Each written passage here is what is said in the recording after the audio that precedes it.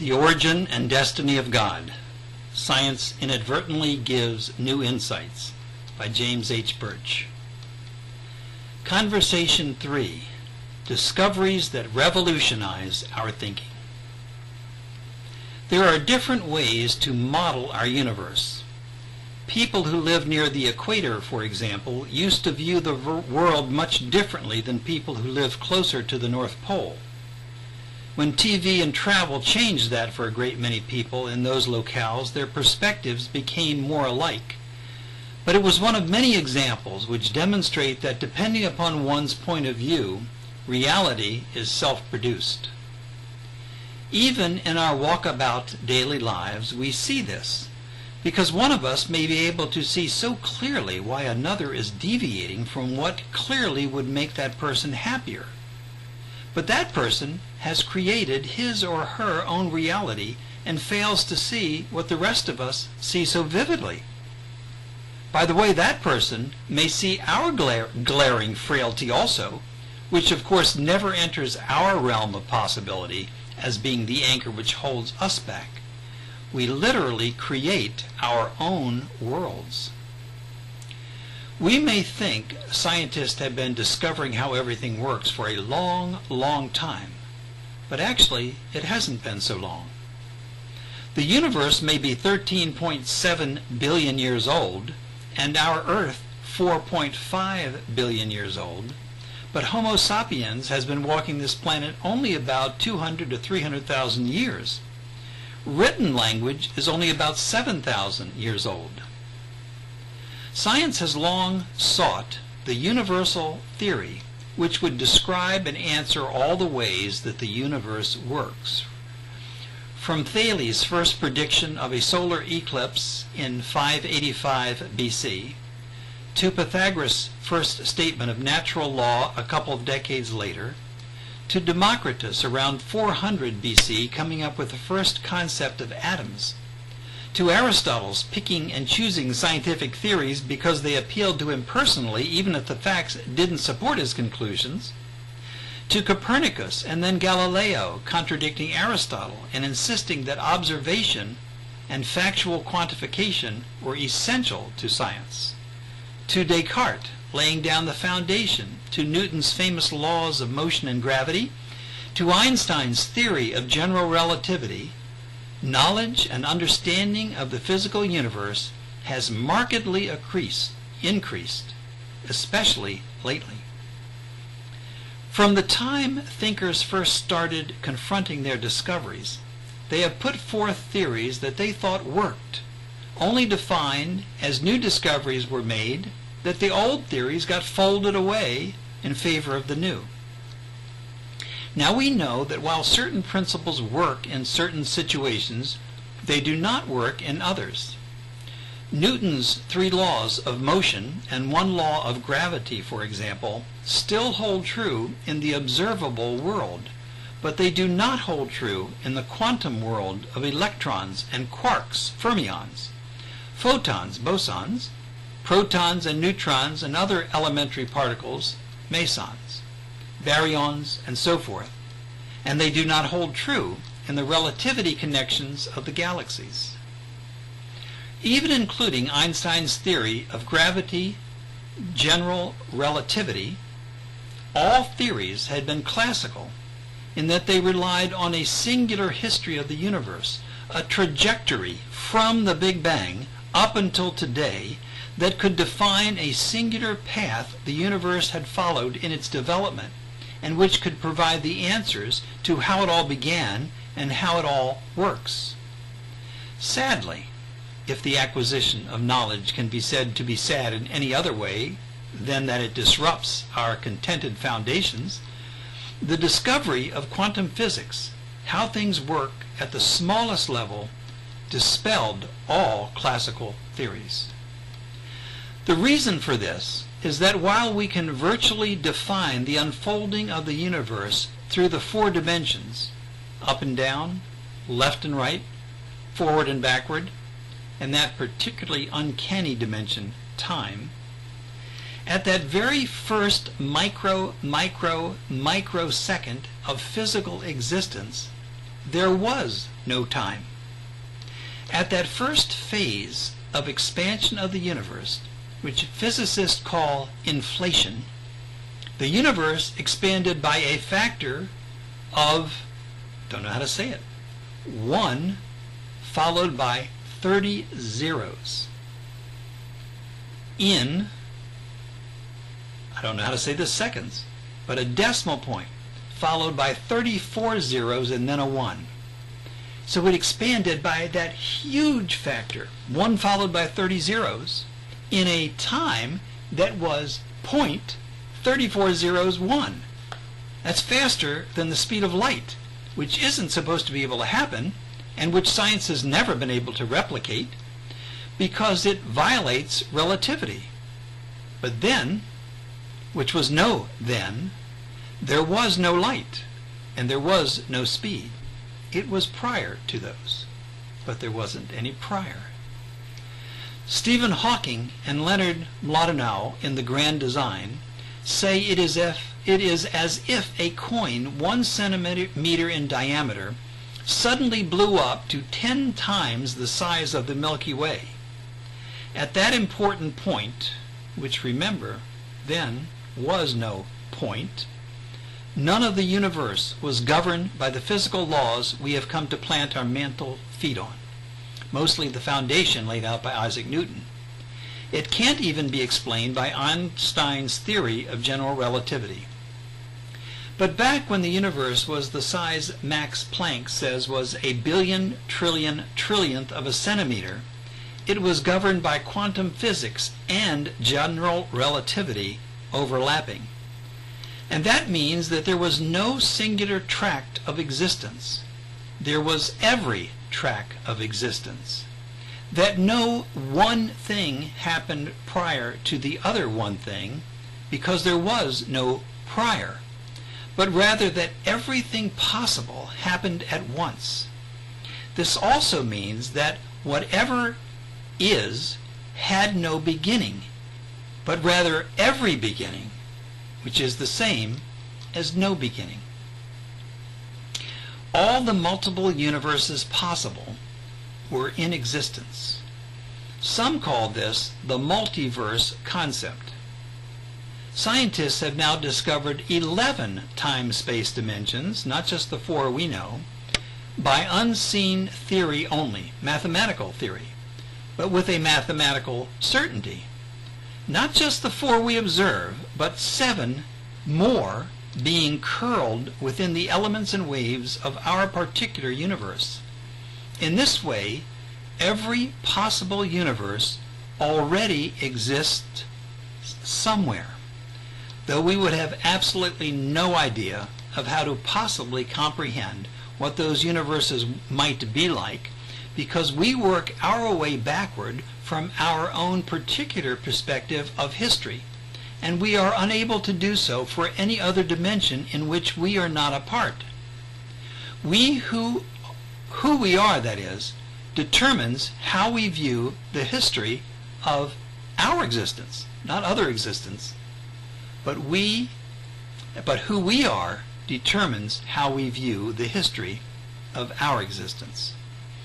The laws of nature will be different for every universe, because all universes will have different natures, and all will also have different histories, back to the point where there was no point. The mostly settled theory to describe, not completely settled, but mostly settled theory to describe how everything in the universe works isn't a single theory at all. It's a series of theories called M-theory.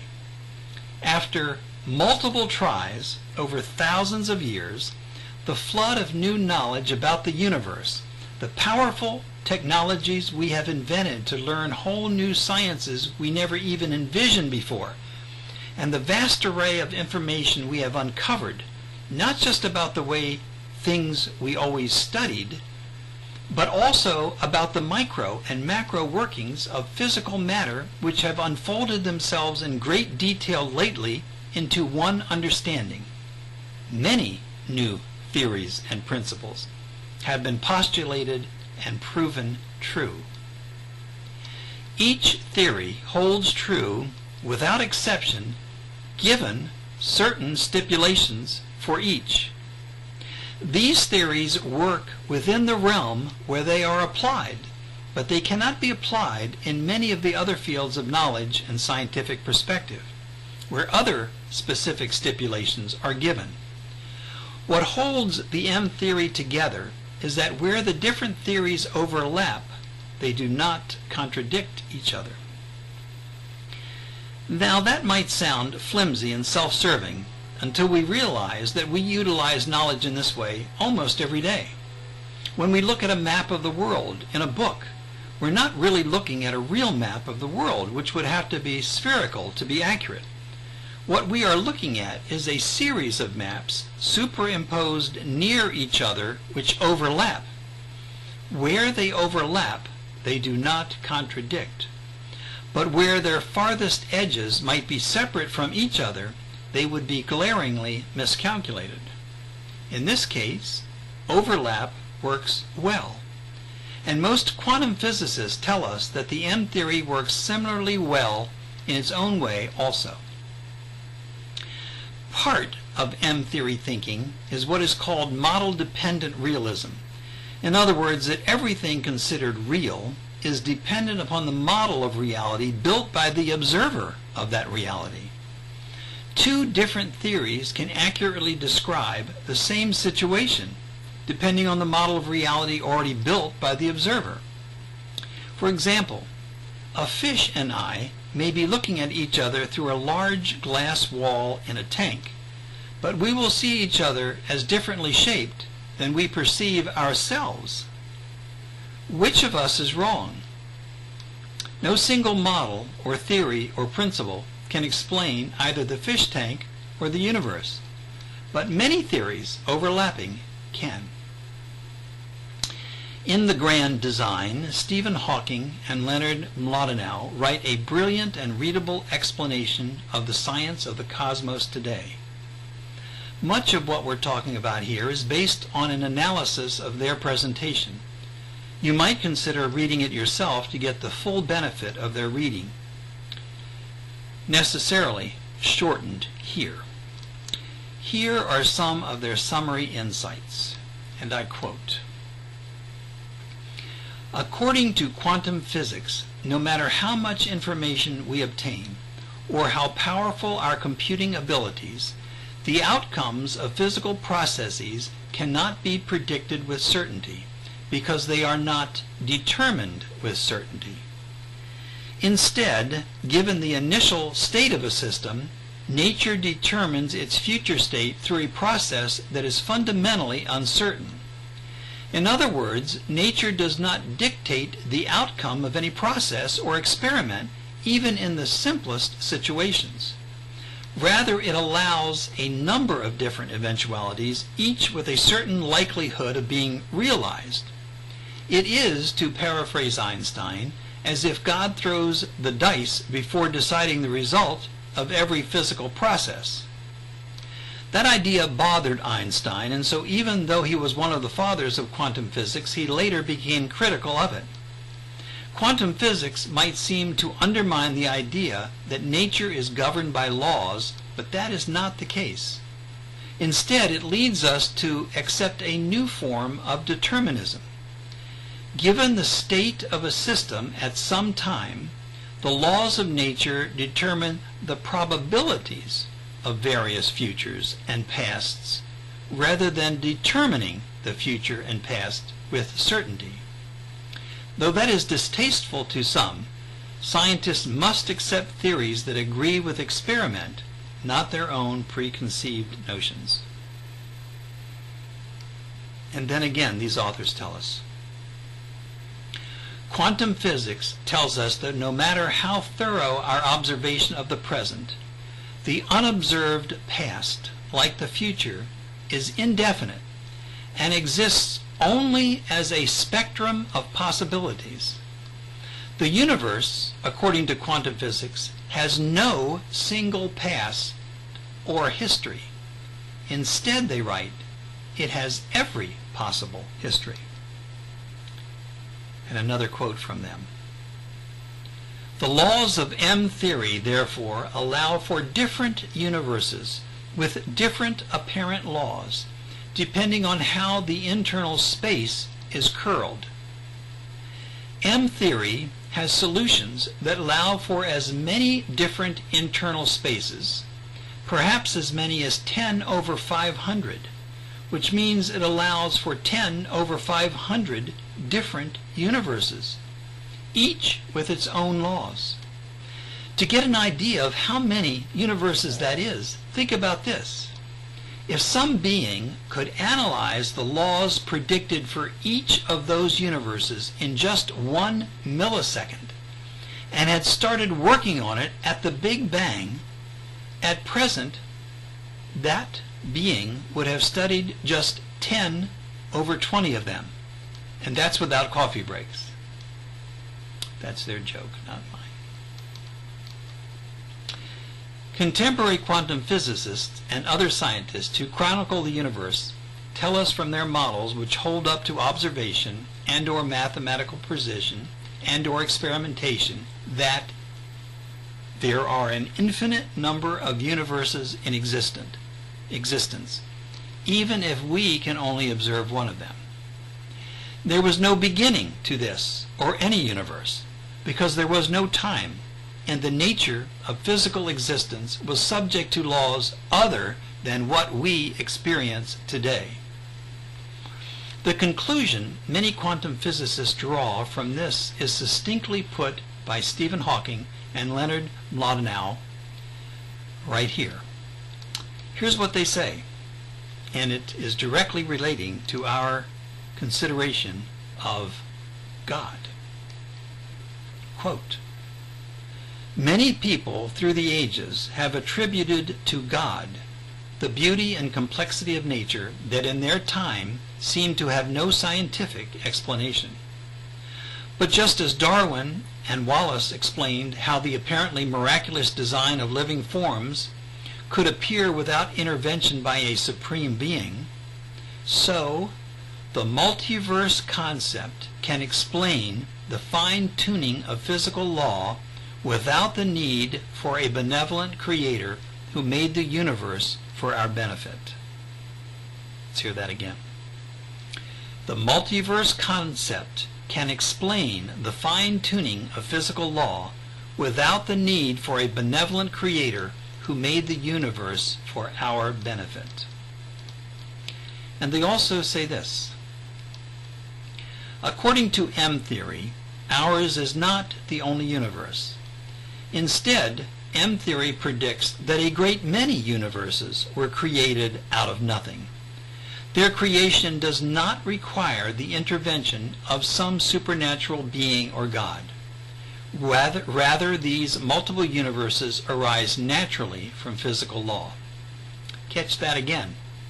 A great many universes were created out of nothing. Their creation does not require the intervention of some supernatural being or God. And then they go on to say, why is there something rather than nothing? Why do we exist? Why this particular set of laws and not some other? These are good questions. Some would claim that the answer to these questions is that there is a God who chose to create the universe that way. It is reasonable to ask who or what created the universe. But if the answer is God, then the question has merely been deflected to that of who created God. In this view, it is accepted that some entity exists that needs no creator, and that entity is called God. We claim, however, that it is possible to answer these questions purely within the realm of science and without invoking any divine beings. Hear that one again. We claim, however, that it is possible to answer these questions purely within the realm of science and without invoking any divine beings. I'm going to leave you there for now, left with this unambiguous reality that science shows no need for a creator. Wait until you see what happens next. Now that your mind is blown, wait till we put it back together again.